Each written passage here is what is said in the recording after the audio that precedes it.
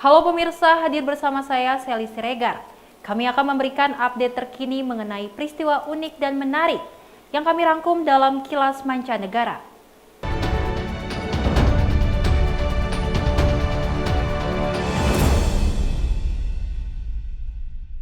Pemirsa, lebih dari 150 produk gagal dari seluruh dunia dipamerkan di sebuah museum baru di Washington, D.C.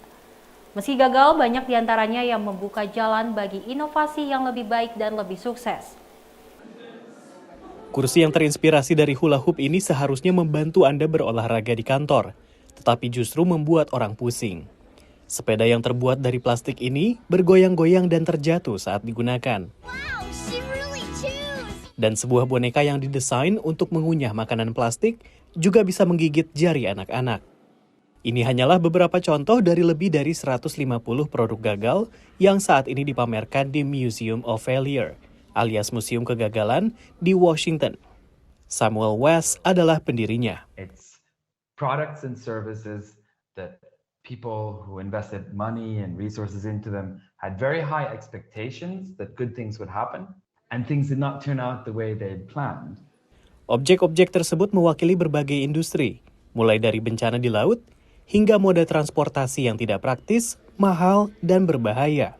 West mengatakan beberapa di antaranya sama sekali tidak masuk akal. A face mask that gives your face electric shocks to make you look more beautiful. A golf club that you urinate into so that you don't have to go to the bathroom out when you play golf. West, yang berprofesi sebagai psikolog, mengatakan bahwa kegagalan penting untuk kemajuan. Tujuan museum ini adalah untuk menghilangkan stigma terhadap kegagalan. In the United States, it's a society obsessed with success. So failure is very sensitive, especially in the corporate world. So this is a big problem for organizations because if you don't accept the fact that you fail, you will not be innovative and you will not be able to learn from your failures. West merujuk pada perusahaan-perusahaan dengan produk yang awalnya gagal dan kemudian berevolusi menjadi sensasi yang luar biasa. Dari Power Glove dan konsol game 3 dimensi yang merusak penglihatan anak-anak dalam 15 menit, But Nintendo learned from these failures and created one of the most successful gaming consoles of all time, the Nintendo Wii. sebelum pulang, pengunjung berkesempatan untuk berbagi pengalaman kegagalan mereka. Most of the things that people write on the share your failure wall are things that they didn't do as opposed to things that they did. Ini menjadi pesan untuk berani mengambil risiko. Kegagalan adalah sebuah momok besar bagi warga Amerika. Sebuah survei dari Linkagov tahun 2015 terhadap 1000-an responden orang dewasa mengungkap fakta bahwa kegagalan menempati posisi 2 dari hal-hal yang paling ditakutkan.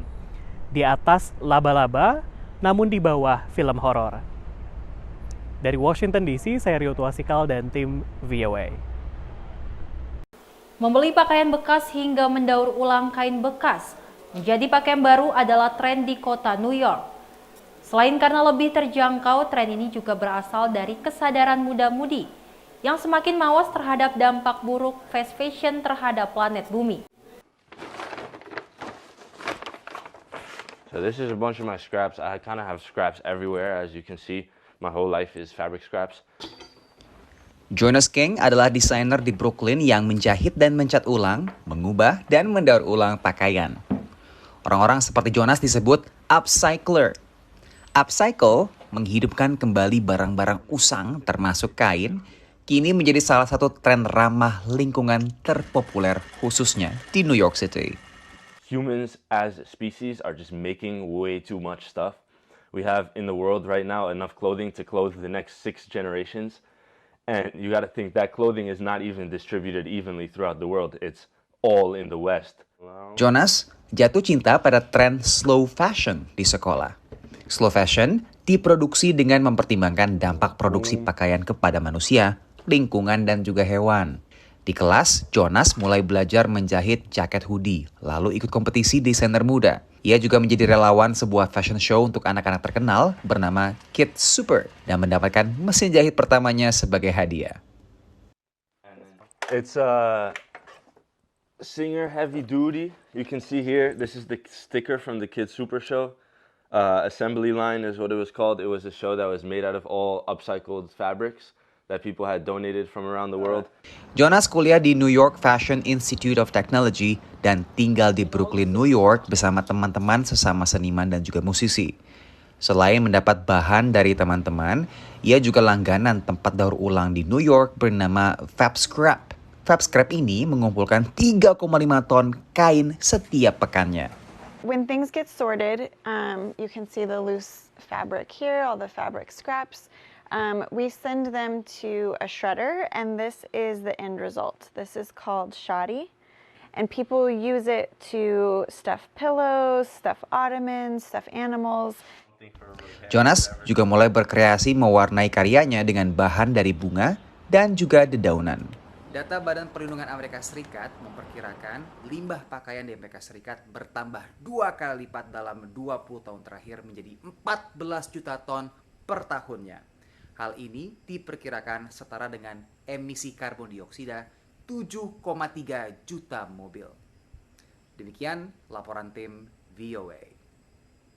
Pemirsa, seorang mantan pengungsi mendirikan usaha daur ulang jaket pelampung untuk meningkatkan kesadaran mengenai krisis pengungsi global. Perusahaan asal Minnesota, Amerika Serikat ini mengubah jaket pelampung yang pernah dipakai para pengungsi menjadi busana dan aksesoris fashion lainnya. Ini bukan jaket pelampung biasa. Jaket ini dipakai para pengungsi dari berbagai belahan dunia yang mempertaruhkan nyawa dengan menyeberangi Laut Tengah untuk mencapai Eropa.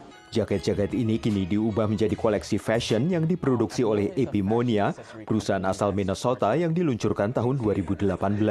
Orang tua dari pendiri Epimonia, Mohamed Malim, mengungsi dari Somalia saat konflik di tahun 1990-an. Malim lahir di kompleks kamp pengungsi Dadaab di Kenya sebelum akhirnya bermukim di Amerika Serikat. We take those life jackets and turn into a fashion piece. The purpose behind that is, to create awareness of the refugee crisis globally and to support refugees, through sustainable fashion. Koleksi busana Malim dan beberapa jaket pelampung serta perahu yang dipakai para pengungsi ditampilkan dalam pameran di sebuah galeri di Washington DC pertengahan Juni lalu.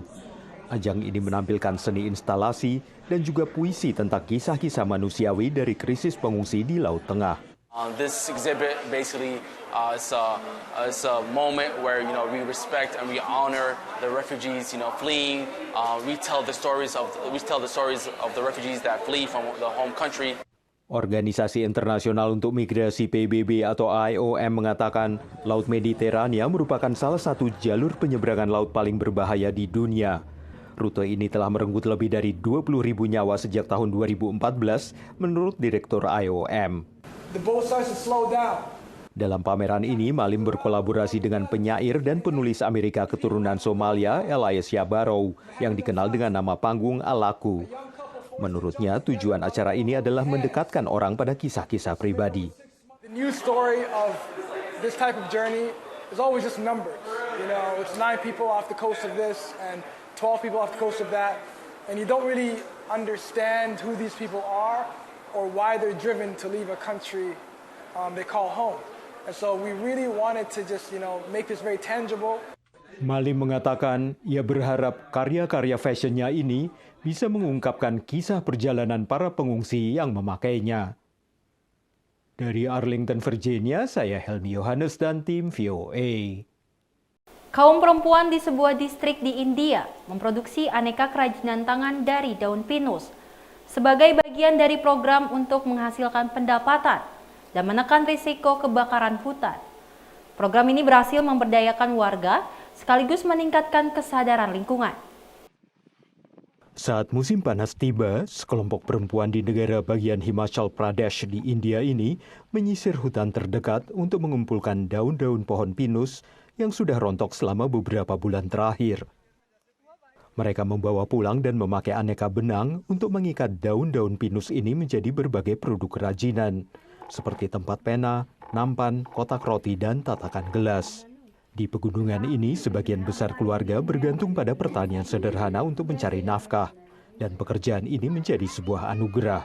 अब जो है दूसरों के पास मतलब पैसे मांगने की जरूरत नहीं पड़ती और हम अपना खर्चा खुद उठा सकते हैं और घर वालों की मदद भी कर सकते हैं. अच्छा लगता है कि हम सेल्फ डिपेंड हो गए। Inisiatif Departemen Kehutanan di Distrik Mandi ini juga sekaligus untuk membersihkan dedaunan pinus yang mudah terbakar dan sering menyebabkan kebakaran pada musim panas. To an extent, I won't say it will completely solve that problem, but it's giving a twin benefit. It's giving us the benefit also, and it's giving the local ladies the benefits also, increasing the overall economy or overall income of the household as well. Mengumpulkan dedaunan dari hutan juga menjadi cara untuk mendorong warga melestarikan lingkungan setempat. Public को इन्वॉल्व करेंगे और उसमें उनको जितना ज़्यादा हम लेंगे कॉन्फिडेंस में अवेयरनेस करेंगे और लोगों को एक सेंस ऑफ रिस्पॉन्सिबिलिटी रहे कि हाँ ये चीज़ हमने एक तैयार करनी है और लाइफ टाइम के लिए आगे जो है वो एक इन्वायरमेंट जो है वो भी जो है अच्छा रहे. Meski memasarkan kerajinan tangan menjadi tantangan tersendiri, tapi mempromosikannya sebagai produk ramah lingkungan ternyata membantu. Para perempuan ini bersemangat karena mendapatkan pesanan dalam jumlah besar dari sebuah perguruan tinggi setempat.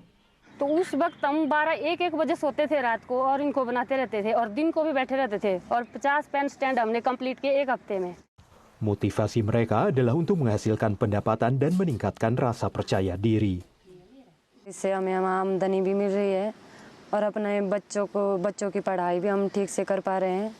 खोला है हमने बैंक अकाउंट भी दे देते हैं हम इसमें से मतलब थोड़ा बहुत अकाउंट में डालने के लिए.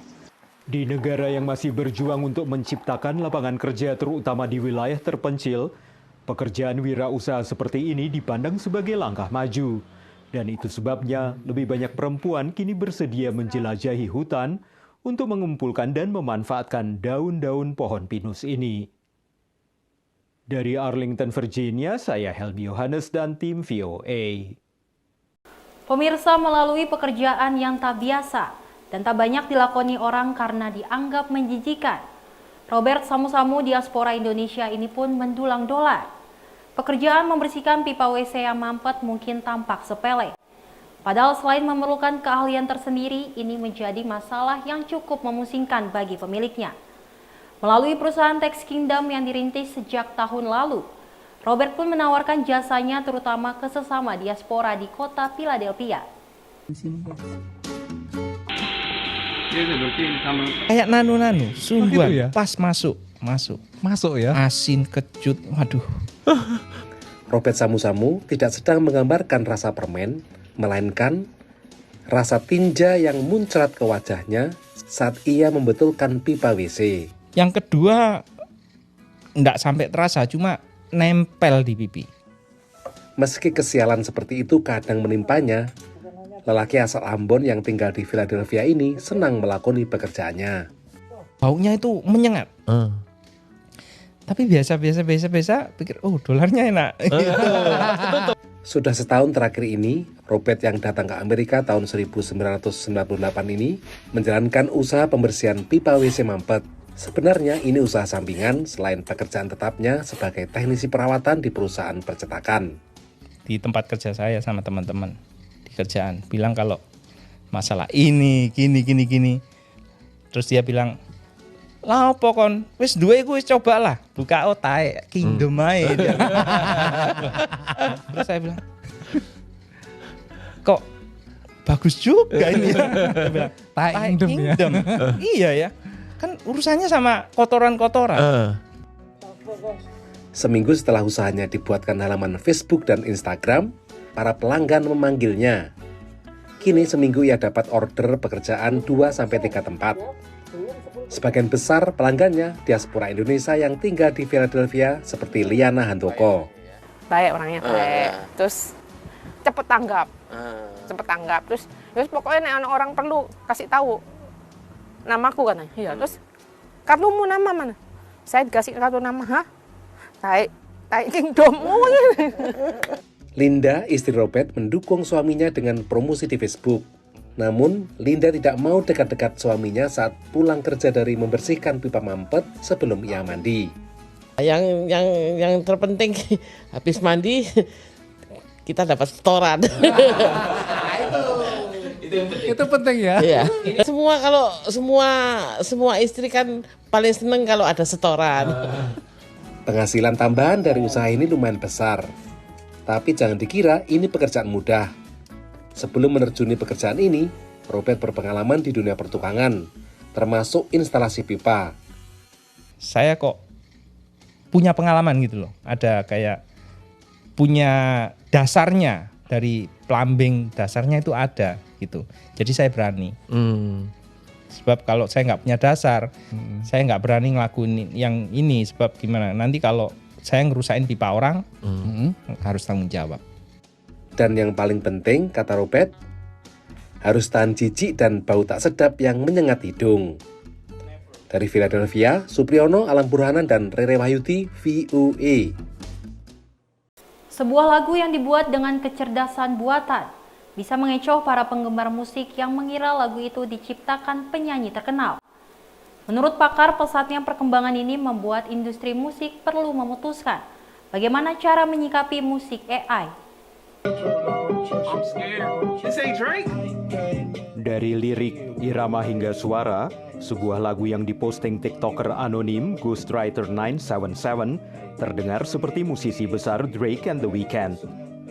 Heart on My Sleeve yang dibuat dengan kecerdasan buatan membuat para penggemarnya terkesan, tapi sejumlah tokoh industri musik menyesalkannya. Menurut pakar, hal itu tidaklah sulit untuk dibuat. You know, once a computer has a sort of understanding of the patterns that underlie voice in general, you don't need necessarily a lot of data from The Weeknd to generate, you know, sounds that sound like him. Universal Music Group yang mewakili kedua artis itu mengeluarkan pernyataan yang menekankan perlunya melindungi karya musik para artis. Namun menurut para ahli, eksperimen dengan AI seperti ini barulah tahap awal. The toothpaste is not going back in the tube. We have to learn how to best live with it. Wang mengajar tentang musik dan kecerdasan buatan dan prihatin dengan pesatnya perkembangan AI. What's at stake is how we communicate, how we work, how we govern. What's at stake is how we make art. Menurut Rebecca, industri musik harus memutuskan bagaimana cara melawan atau menggunakan AI. Do they decide that it's the best way to make money is to start churning out AI songs that don't have much human involvement so they can pocket the sales of those and not pay artists? Sementara itu musisi Grimes meluncurkan perangkat lunak suara kecerdasan buatan yang memungkinkan orang lain membuat musik dengan suaranya. Dan ia menawarkan pembagian royalti sebesar 50%. Dari Arlington, Virginia, saya Helmi Yohanes dan tim VOA. Baik dimainkan di lapang rumput maupun di atas es, hoki merupakan olahraga yang intens dan menuntut fisik. Di Boston, para pengguna kursi roda bisa bermain hoki yang dirancang khusus bagi penyandang disabilitas. Tujuannya sederhana, memasukkan bola ke gawang. Tapi tidak semudah itu. It's tricky. I mean, the ball can get away from you in a second. Marley menekuni hoki vault, olahraga yang relatif baru di Amerika. Vault hockey is an exciting 3v3 power wheelchair adaptive sports for people with physical disabilities. And it is played on a gym floor, has a rink around the outside, and it's pretty much a mix of ice hockey, floor hockey, and field hockey. Lembaga nirlaba Boston Self-Help Center menyelenggarakan latihan ini, di mana para pemain menggunakan kursi roda listrik yang dirancang khusus dan dikendalikan oleh tuas kendali. Sebuah bat plastik untuk mengoper dan mendorong bola terpasang di bagian depan. It's such a good way to get energy out of your system and just try something physical. It's been a lot of fun to get back into playing sports. There's not a lot of opportunities for power wheelchair users. Hal ini berlaku utamanya bagi orang dewasa, kata Lorna Hayward yang meneliti manfaat olahraga adaptif. Once you become adult and you've either aged out of the system for kids, like with your parents taking care of you and you're living as an independent adult, there are very few opportunities to participate in adaptive sports unless you're at a higher level and you do the Pan American Games or some of the adaptive sports Olympic level games. Marley mengalami atrofi otot tulang belakang, salah satu bentuk distrofi otot. That's why vault hockey is such a great sport for me because it doesn't require any upper body strength, really. You just need to be able to control a joystick. Bagi para pemain, ini bukan sekedar pertandingan, tapi juga membangun komunitas. What it provides is something that doesn't exist in a lot of places, and it opens up new spaces for players with disabilities to hang out with people like them, people who are similarly left out in a lot of those common spaces. Hockey Vault ini adalah satu dari sekian jenis olahraga adaptif seperti basket kursi roda yang telah lama dipromosikan oleh sejumlah organisasi di Amerika Serikat. Namun biasanya gerakan atau promosi olahraga adaptif dilakukan untuk menjaring atlet Paralimpiade dan hanya sedikit yang terbuka dan dapat dinikmati oleh kalangan disabilitas pada umumnya. Dari Washington DC, saya Rio Tuasikal dan tim VOA. Demikian berita Kilas Mancanegara kali ini pemirsa. Tetap saksikan program Kilas Mancanegara setiap Sabtu dan Minggu pukul 7.30 dan 19.30 waktu Indonesia Barat hanya di Simpo TV. Saya Selly Siregar dan kru yang bertugas pamit undur diri. Selamat berakhir pekan dan sampai jumpa.